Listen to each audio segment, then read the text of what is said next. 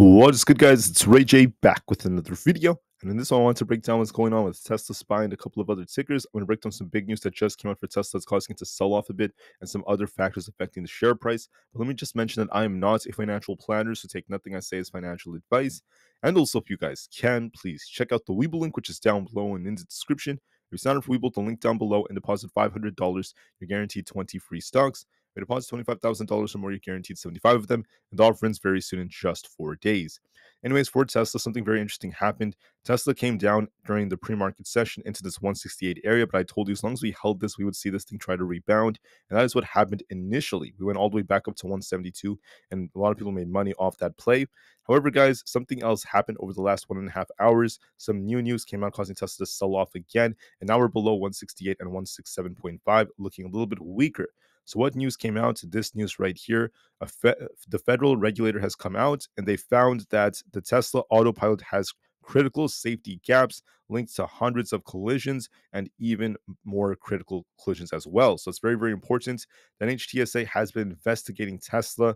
They opened a probe and they're looking into what happened during the recall. Now, once again, it's not an official recall. I want to clarify that. Tesla ended up fixing a lot of the issues with the over-the-air software update. However, despite the 2 million cars that got involved in the last major update that they gave us, this is still happening right here where the autopilot is being investigated, and there are regulators out there that are criticizing it, talking about how it has a lot of safety gap issues, and that's related to lots of collisions. And they're once again talking about all of this as Tesla's been talking a lot about autonomous driving. So that's very, very interesting.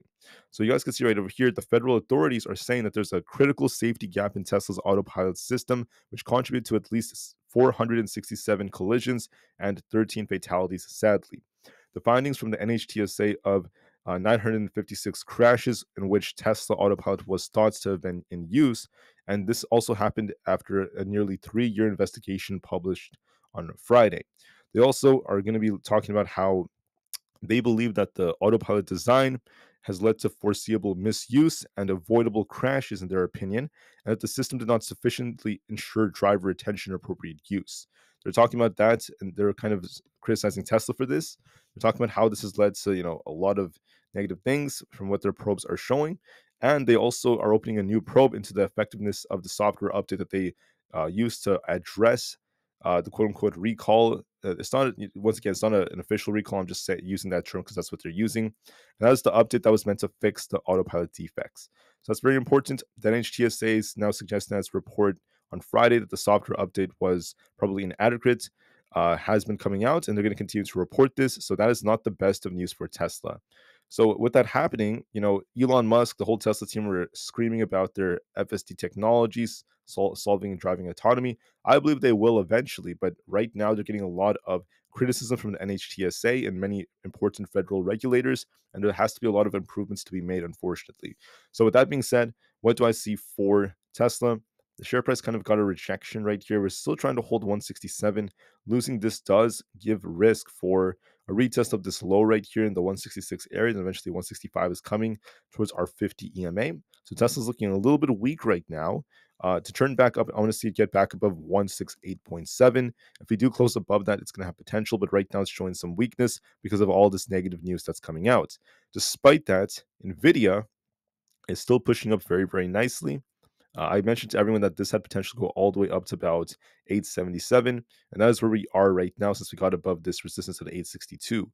Now, if we break above that, we could even go higher to about 885, and we have support at 877, but overall, this is looking pretty good in my opinion for Nvda.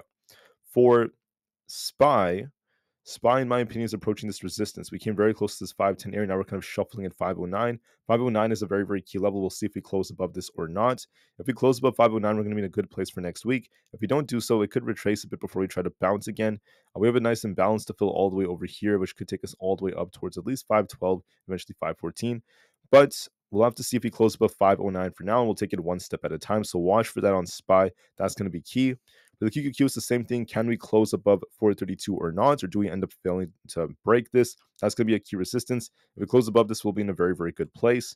Aapl as well, we're trying to test 170. If we close above that, we'll be in a good place for next week. If not, we could just continue to shuffle. But I think that we're looking pretty decent on Apple. We're still on an uptrend.